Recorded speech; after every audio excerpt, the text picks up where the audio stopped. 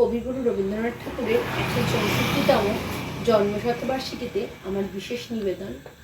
প্রশ্ন: ভগবান, তুমি যুগে যুগে দূত পাঠাইছ বারে বারে দয়াহীন সংসারে।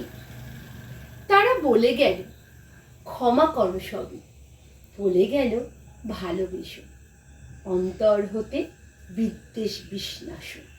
বরণীয় তারা, স্মরণীয় তারা, তবুও বাহির দ্বারে। আজি দুর্দিনে ফিরাইনু তাদের ব্যর্থ নমস্কারে।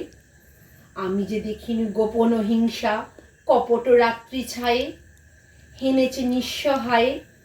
আমি যে দেখেছি প্রতিকারহীন শক্তির অপরাধী, বিচারের বাণী নীরবে নিভিতে কাঁদে। আমি যে দেখিনু তরুণ বালক উন্মাদ হয়ে ছোটে, কি যন্ত্রণায় মরেছে পাথরে নিষ্ফল মাথা খুঁটে। কণ্ঠ আমার রুদ্র আজিকে বাঁশি সঙ্গীত হারা, অমাবস্যার কারা লুপ্ত করেছে আমার ভুবন দুঃস্বপনের তলে।